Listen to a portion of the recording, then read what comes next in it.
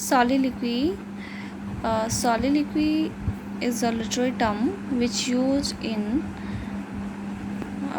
literature with very special purpose. A soliloquy is a popular literary device often used in drama to reveal the innermost thought of a character. Innermost thought of character mean when character share his thought with audience, like he is talking with himself, और वो चीज़ें other characters को नहीं पता चल रही हैं, only audience can listen him. That type of talk known as a soliloquy.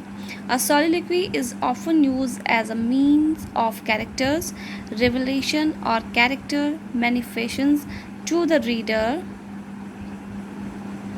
or the audience of the play. The word soliloquy is derived from the Latin word solo, which means to himself. Solo means himself, मतलब कोई single person, and loquor, which means I speak. तो अगर हम word को divide करते हैं तो इसका मीनिंग निकलता है जब कोई खुद से बात कर रहा हो. That come in the category of soliloquy. Definition of soliloquy. A soliloquy is a speech that a character makes in a work of drama only to him or herself. जब कोई भी कैरेक्टर लाइक प्रोटैगनिस्ट और antagonist, it depend on the situation, वो अपनी strategy और plan खुद के साथ शेयर कर रहा है, और वो शेयरिंग हमें पता चल रही है because we are audience, we are readers. तो वो चीज़ें पता ओनली किसको चलती हैं, रीडर्स और ऑडियंस को. जो अदर कैरेक्टर्स हैं या फिर जो भी चीज़ें वहाँ ऑन स्टेज वो हो रही हैं उनमें किसी को पता नहीं चलता है, because that is the one person conversation. The soliloquy is presented for the audience to understand the character's inner thought and feelings as thought they were not being spoken at all.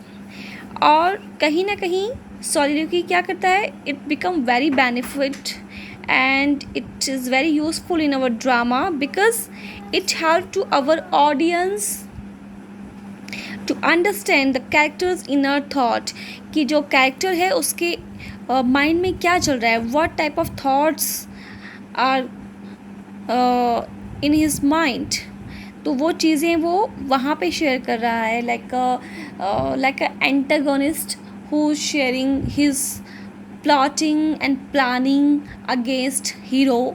So these type of feelings which he don't want to share with others. Generally, no other characters hear a soliloquy, and if they are on stage during a soliloquy, the character who is giving it seems to disregard them. The other characters are involved in other actions.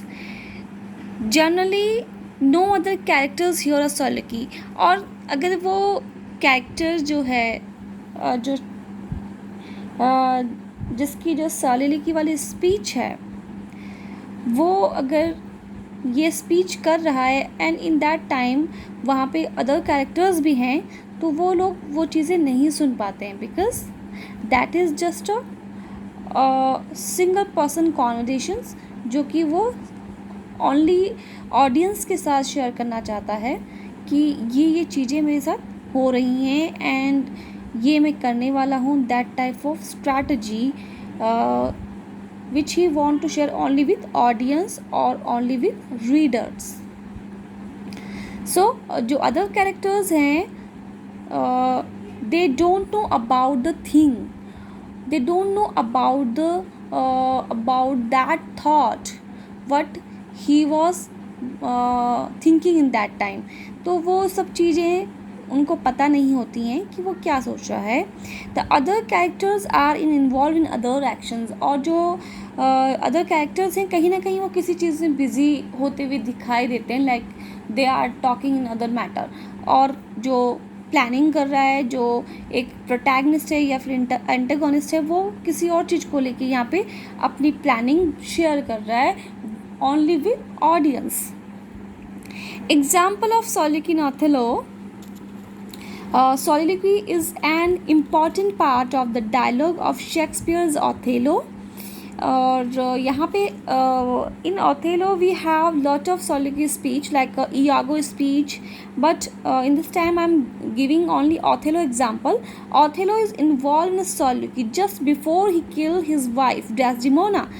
Othello की जो last speech है Othello में, तो उनका जो last soliloquy था, it was before when he was going to kill his wife Desdemona. उसको मारने से पहले वो जो चीज़ अपने आप से बोल रहा था, like he was speaking with himself, कि वो क्यों मारना चाहता है या फिर जो भी चीज़ें हैं. Because Desdemona in that time was slept, वो सो रखी थी, तो उनको वो उठाना भी नहीं चाहता था because he want to murder to her. तो वो चीज़ें कहीं ना कहीं यहाँ पे soliloquy बन जाती हैं.